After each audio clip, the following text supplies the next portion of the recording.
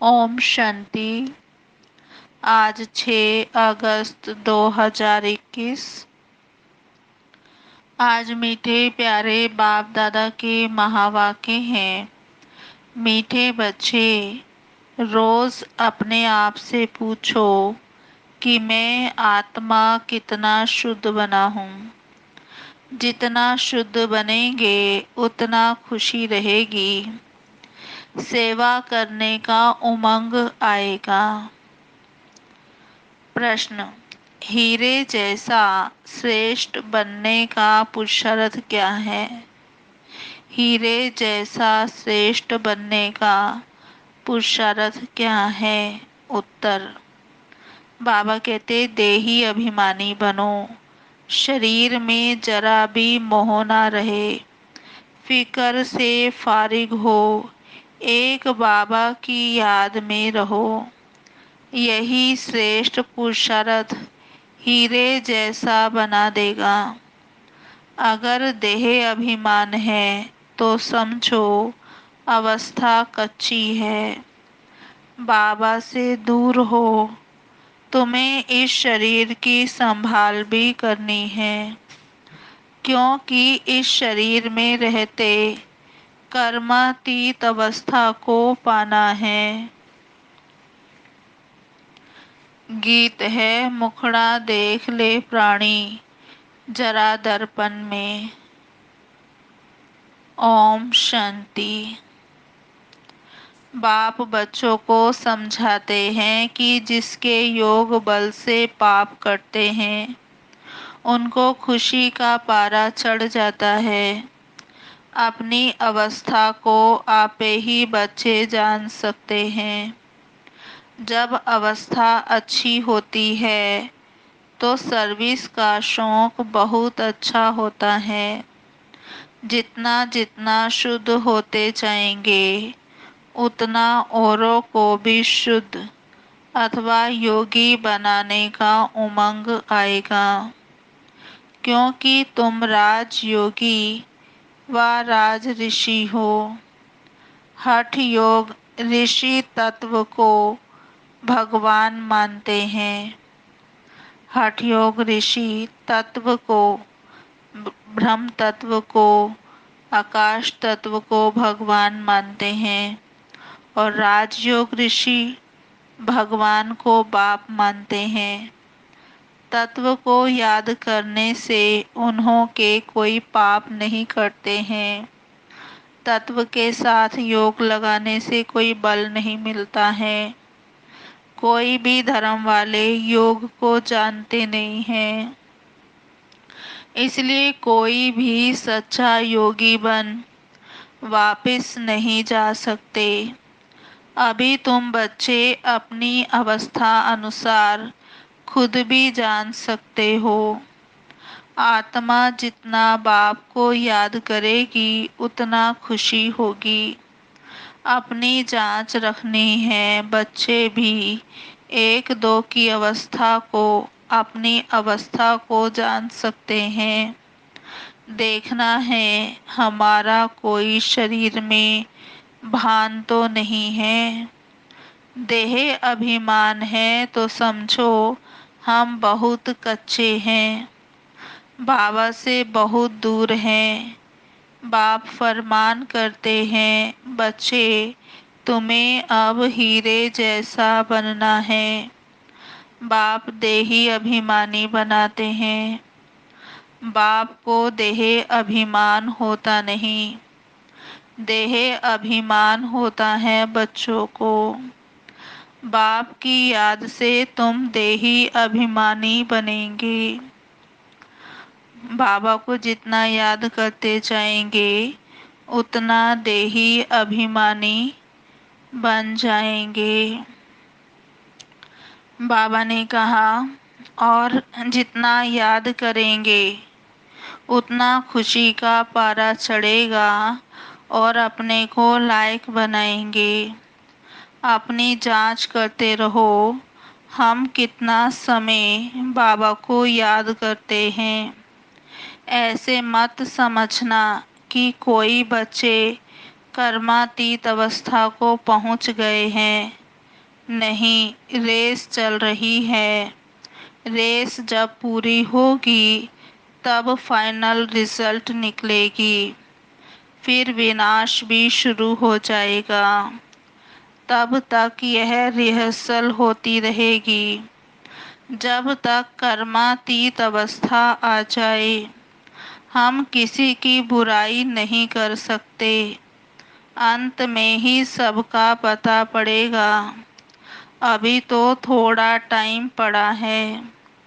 यह दादा भी कहते हैं, मीठे बच्चे, अभी थोड़ा समय पड़ा है। इस समय एक भी कर्मातीत अवस्था को पा ना सके। बीमारी आदि होती है, इसको कर्म भोग कहा जाता है। भोगना का और किसको पता नहीं पड़ता है। वह अंदर की पीड़ा होती है। अभी एक रस अवस्था किसी की बनी नहीं है। जितनी कोशिश करते हैं उतना विकल्प तूफान बहुत आते हैं। तो बच्चों को कितनी खुशी रहनी चाहिए। विश्व का मालिक बनना कोई कम बात है क्या। मनुष्य साहूकार हैं, बड़े बड़े बंगले हैं, तो खुशी रहती है क्योंकि सुख बहुत है। अभी भी तुम बाप से अथाह सुख लेते हो। जानते हो बाबा से हम राजाई लेंगे। शांति में इतना खुशी नहीं होती जितनी धन में खुशी होती है। सन्यासी घर बार छोड़कर जाकर जंगल में रहते थे। कभी पैसा हाथ में नहीं रखते थे, सिर्फ रोटी लेते थे। अभी तो कितने धनवान हो गए हैं। सबको पैसे की चिंता बहुत है। वास्तव में राजा को प्रजा का होना रहता है, इसलिए लड़ाई का सामान रखते हैं। सतयुग में तो लड़ाई आदि की बात होती नहीं। अभी तुम बच्चों को खुशी होती है। हम अपनी राजाई में जाते हैं, वहाँ डर की कोई बात होती नहीं। टैक्स आदि की भी बात नहीं। ये शरीर की फिक्रात यहाँ रहती है। गाया जाता है, फिकर से फारिग किंदा स्वामी सतगुरु। बाबा कहते, तुम बच्चे जानते हो, फिकर से फारिग होने के लिए अभी हम इतना पुरुषार्थ करते हैं। फिर 21 जन्म कोई फिक्रात नहीं रहेगी। बाबा को याद करने से तुम बहुत अडोल रहेंगे। रामायण की कथा भी तुम्हारे पर है। तुम ही महावीर बनते हो। आत्मा कहती है, हमको रावण हिला नहीं सकता। वह अवस्था पिछाड़ी को आएगी। अभी तो कोई भी हिल जाएंगे, फिक्रात रहेगी। जब विश्व में लड़ाई लगेगी तब समझेंगे अब टाइम आ गया है। जितना बाप को याद करने का पुरुषार्थ करेंगे उतना फायदा होगा। पुरुषार्थ करने का अभी ही समय है, फिर तो विनाश की धूमधाम होगी। अभी तो शरीर में भी मोह रहता है ना। बाबा खुद कहते हैं, शरीर की संभाल रखो। अंतिम शरीर है, इसमें ही पुरुषार्थ कर कर्मातीत अवस्था को पाना है। जीते रहेंगे, बाबा को याद करते रहेंगे। बाप समझाते हैं, बच्चे जीते रहो। जितना जिएंगे उतना बाप को याद कर ऊंच वर्षा लेंगे। अभी तुम्हारी कमाई होती रहती है। शरीर को निरोगी तंदुरुस्त रखो। गफलत नहीं करनी है। खान पान की संभाल रखेंगे तो कुछ नहीं होगा। एक रस चलन से शरीर भी तंदुरुस्त रहेगा। यह अमूल्य तन है। इसमें पुरुषार्थ कर देवी देवता बनते हो तो बलिहारी इस समय की है।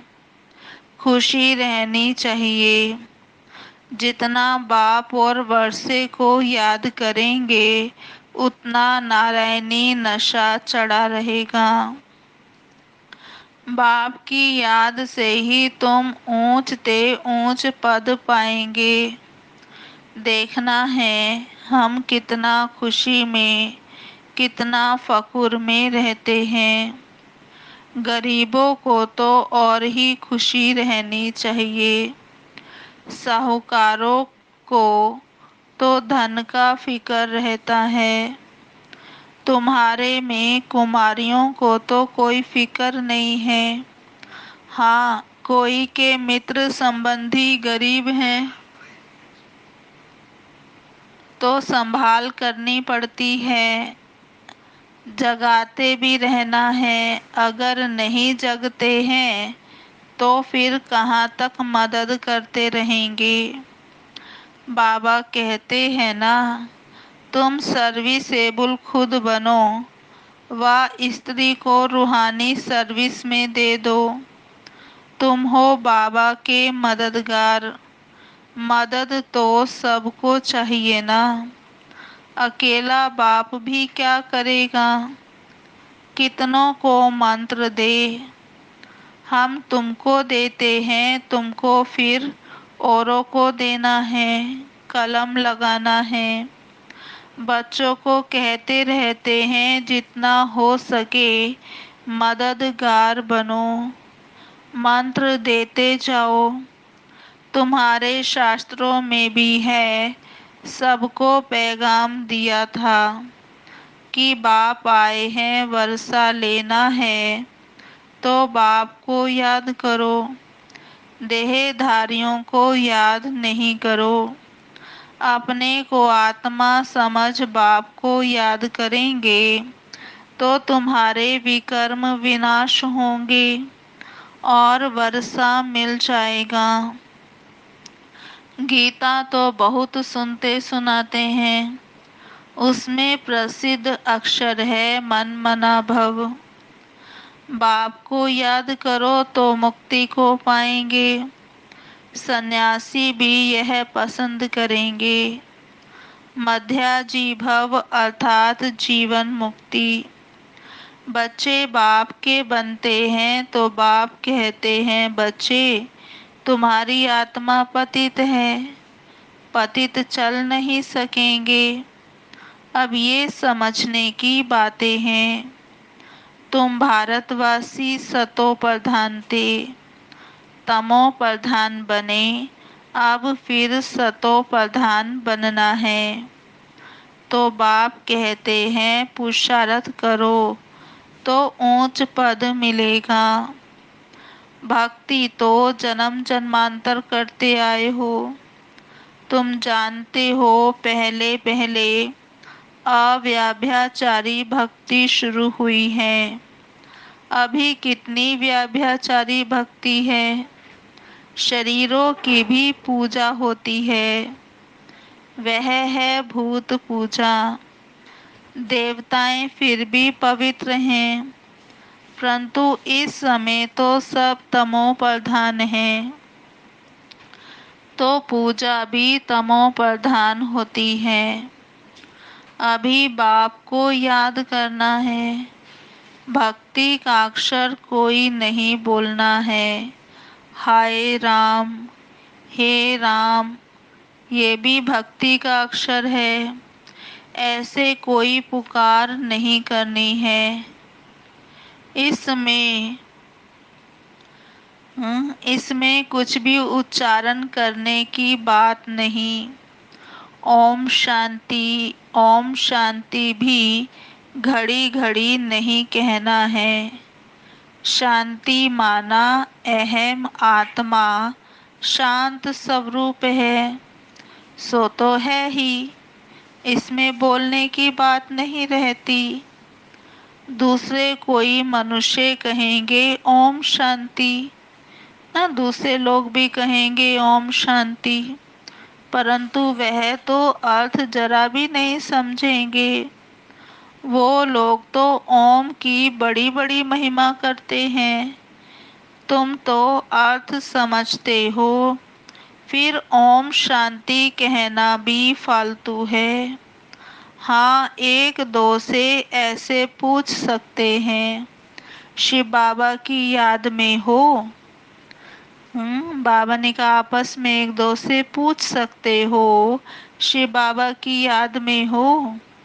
जैसे हम भी बच्ची से पूछता हूँ, ये किसका श्रृंगार करती हो, तो बोलती है शिव बाबा के रथ का। ये शिव बाबा का रथ है ना। जैसे हुसैन का रथ होता है, घोड़े का श्रृंगार करते हैं, घोड़े का अर्थ नहीं समझते हैं। धर्म स्थापन करने वाले जो आते हैं, उनकी आत्माएं पवित्र होती हैं। पुरानी पतित आत्मा धर्म स्थापन नहीं कर सकती। तुम धर्म स्थापन नहीं करते हो, शिव बाबा तुम्हारे द्वारा करते हैं, तुमको पवित्र बनाते हैं। वो लोग भक्ति मार्ग में बहुत श्रृंगार आदि करते हैं, और यहाँ यहाँ श्रृंगार पसंद नहीं करते हैं ना। शिव बाबा तो श्रृंगार करता नहीं, श्रृंगार करने से तो देह भान आता है। इसलिए बाबा कहते कि अब कैसा रहना है, वनवाह में रहना है। बाप कितना निरहंकारी है, खुद कहते हैं हम बहुत जन्मों के अंत के भी अंत में आता हूँ। पहले सतयुग में होगा श्री नारायण, श्री लक्ष्मी से भी पहले श्री नारायण आएगा। वह तो बड़ा होगा ना, इसलिए कृष्ण का नाम गाया हुआ है। नारायण से भी कृष्ण की महिमा जास्ती करते हैं, कृष्ण की ही जन्माष्टमी मनाते हैं, नारायण का बर्थडे नहीं मनाते। यह कोई नहीं जानते कि कृष्ण सो नारायण, नाम तो बचपन का ही चलेगा ना। फलाने ने जन्म लिया, उसका बर्थडे मनाते हैं, इसलिए कृष्ण का ही मानते हैं, नारायण का किसको पता नहीं। पहले पहले शिव जयंती है, फिर है कृष्ण जयंती, फिर राम की जयंती। शिव के साथ गीता का भी जन्म होता है। शिव बाबा आते ही हैं बहुत जन्मों के अंत के जन्म में। बुजुर्ग अनुभवी रथ में ही आते हैं। कितना अच्छा समझाया हुआ है, तो भी किसकी बुद्धि में नहीं आता। बाप कहते हैं यह ज्ञान प्राय लोप हो जाता है। जब मैं आकर सुनाऊं, तब तुम भी सुना सकते हो। अभी तुम बच्चे जानते हो, हम भविष्य में एक्यूरेट ये देवी देवता बनेंगे। बाबा ने 2-3 प्रकार के साक्षात्कार किए थे। यह बनूंगा, ताज वाला बनूंगा, पगड़ी वाला बनूंगा ना। ब्रह्मा बाबा ने साक्षात्कार किए, जैसे श्री कृष्ण श्री नारायण, ताज वाला, पगड़ी वाला। तो 2-4 जन्मों के राजाई के जन्मों का साक्षात्कार किया था। अभी तुम समझ सकते हो। इन बातों को दुनिया में कोई समझ नहीं सकते। हाँ, इतना समझते हैं अच्छा कर्म करेंगे तो अच्छा जन्म मिलेगा। अभी तुम पुरुषार्थ ही भविष्य के लिए कर रहे हो।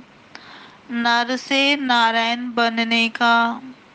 तुम जानते हो हम यह पद पाएंगे, यह खुशी जास्ती उनको रहेगी जो कर्मातीत अवस्था को पाने का पुरुषार्थ करते रहेंगे। कहते हैं बाबा हम तो मम्मा बाबा को फॉलो करेंगे, तब तो तख्त पर बैठ सकेंगे। ये भी समझ चाहिए कितनी हम सर्विस करते हैं और कितना खुशी में रहते हैं। खुद खुशी में रहेंगे तो दूसरों को भी खुशी में लाएंगे। अंदर कोई खराबी होगी तो दिल खाती रहेगी। कोई कोई आकर कहते हैं बाबा हमारे में क्रोध है, यह भूत है हमारे में। फिकर की बात हुई ना, भूत को रहने नहीं देना चाहिए।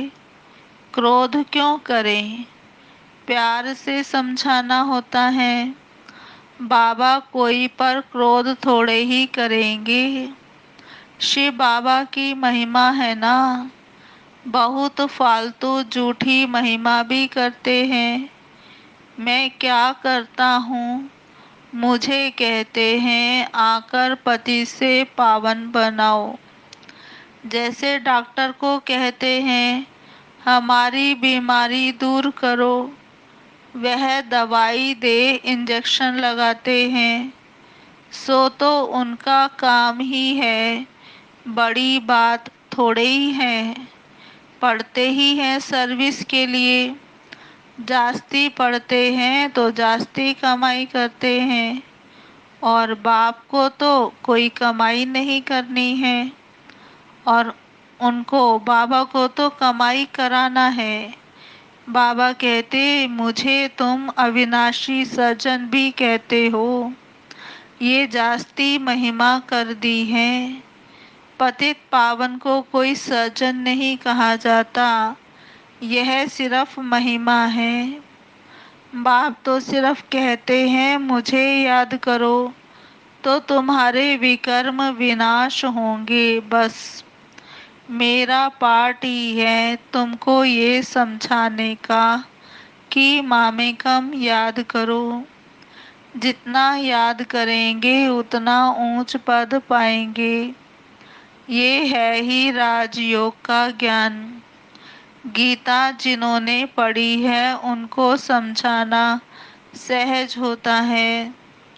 तुम पूजे राजाओं के राजा बनते हो, फिर पुजारी बनेंगे। तुमको मेहनत करनी है। तुम विश्व को पवित्र बनाते हो, कितना भारी मर्तबा है। तुम सब अंगुली देते हो कलयुगी पहाड़ को पलटाने की। बाकी पहाड़ आदि कुछ तो है नहीं। अब तुम जानते हो नई दुनिया आनी है, इसलिए राजयोग जरूर सीखना है। बाप ही आकर राजयोग सिखलाते हैं। सतो प्रधान बनना है। जो कल्प पहले बने होंगे उनको समझाने से जचेगा। बात तो ठीक कहते हैं। बरोबर बाप ने कहा था मन मना भव। अक्षर संस्कृत है, बाप तो हिंदी में कहते हैं मुझे याद करो। अभी तुम समझते हो हम कितने ऊंच धर्म में थे। बाबा ने कहा अभी तुम समझते हो हम कितने ऊंच धर्म ऊंच कर्म वाले थे। तब तो गायन है 16 कला संपूर्ण। अब फिर से ऐसा बनना है। अपने को देखना है कहाँ तक हम सतो प्रधान बने हैं, पावन बने हैं। कहाँ तक नरकवासियों को स्वर्गवासी बनाने की सेवा करते हैं। अच्छा मीठे मीठे सिकिलधे बच्चों प्रति माता पिता बाप दादा का याद प्यार गुड मॉर्निंग। रूहानी बाप की रूहानी बच्चों को नमस्ते। हम रूहानी बच्चों की रूहानी बाप दादा को याद प्यार गुड मॉर्निंग। नमस्ते नमस्ते नमस्ते। सदा रहेंगे हंसते, बनेंगे फरिश्ते, चलेंगे परम धाम के सीधे रास्ते। अच्छा जी, ओम शांति। अभी सुनते हैं आज की मुरली के मुख्य पॉइंट्स। धारणा के लिए मुख्य सार। पहला है बाप समान निरहंकारी बनना है। इस शरीर की संभाल करते हुए शिव बाबा को याद करना है। रूहानी सर्विस में बाप का मददगार बनना है। दूसरा पॉइंट, अंदर में कोई भी भूत को रहने नहीं देना है। कभी किसी पर क्रोध नहीं करना है। सबसे बहुत प्यार से चलना है। माता पिता को फॉलो कर तख्त नशीन बनना है। आज का वरदान, सहन शक्ति की विशेषता द्वारा दूसरों के संस्कारों को परिवर्तन करने वाले दृढ़ संकल्पधारी भव।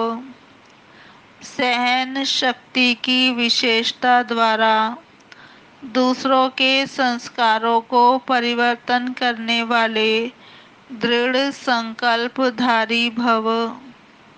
विस्तार, जैसे ब्रह्मा बाप ने ज्ञानी और अज्ञानी आत्माओं द्वारा इंसल्ट सहन कर उसे परिवर्तन किया, तो फॉलो फादर करो। इसके लिए अपने संकल्पों में सिर्फ दृढ़ता को धारण करो। यह नहीं सोचो कि कहाँ तक होगा। सिर्फ थोड़ा पहले लगता है कैसे होगा, कहाँ तक सहन करेंगे। लेकिन अगर आपके लिए कोई कुछ बोलता भी है तो आप चुप रहो, सहन कर लो, तो वह भी बदल जाएगा। सिर्फ दिल शिकस्त नहीं बनो। आज का स्लोगन, संगम युग पर सहन कर लेना, झुक जाना, यही सबसे बड़ी महानता है। संगम युग पर सहन कर लेना, झुक जाना, यही सबसे बड़ी महानता है। अच्छा जी, ओम शांति। और अब सुनते हैं आज की मुरली के स्वमान। ओम शांति। आज का पहला स्वमान, मैं आत्मा देही अभिमानी हूँ। मैं आत्मा देही अभिमानी हूँ। दूसरा, मैं आत्मा राजयोगी राज ऋषि हूँ। मैं आत्मा राजयोगी राज ऋषि हूँ। तीसरा, मैं आत्मा महावीर हूँ। मैं आत्मा महावीर हूँ। चौथा स्वमान है, मैं आत्मा शांत स्वरूप हूँ। मैं आत्मा शांत स्वरूप हूँ। पांचवा, मैं आत्मा नर से नारायण बन रही हूँ। मैं आत्मा नर से नारायण बन रही हूँ। छठा स्वमान, मैं आत्मा बाप समान निरहंकारी हूँ। मैं आत्मा बाप समान निरहंकारी हूँ। सातवां, मैं आत्मा रूहानी सर्विस में बाप का मददगार हूँ। मैं आत्मा रूहानी सर्विस में बाप का मददगार हूँ। 7वां, मैं आत्मा मात पिता को फॉलो कर तख्त नशीन हूँ। मैं आत्मा मात पिता को फॉलो कर तख्त नशीन हूँ। 8वां, मैं आत्मा सहन शक्ति को धारण कर श्रेष्ठ बन रही हूँ। मैं आत्मा सहन शक्ति को धारण कर श्रेष्ठ बन रही हूँ। ओम शांति। अब सुनते हैं आज की दादी जी की विशेषता। प्रकाश मणि दादी जी की आज छठी विशेषता, कर्मों के बंधन से मुक्त, सदा निर्लिप्त और न्यारी। दादी जी ने शुरू से यही लक्ष्य रखा कि मुझे बाप समान विकर्माजीत, कर्मातीत और अव्यक्त बनना है। वे किसी भी कर्म के बंधन में कभी नहीं बंधी। उनका कुछ भी अपना नहीं। उनकी सदा न्यारी, निर्लिप्त, निर्विकल्प और निरअहंकारी स्थिति रही। विघ्नों को वे सदा खेल समझती, कभी किसी विघ्न में घबराई व मूछी नहीं। सदा ध्यान रहा कि यह विघ्न आया है हमें और अनुभवी बनाने, आगे बढ़ाने। ऐसे समय पर उन्होंने केवल योग को ही आधार बनाया। यज्ञ के सामने कोई भी पेपर आया तो वे सबको योग में बिठा देती और सफल हो जाती। अच्छा जी, ओम शांति।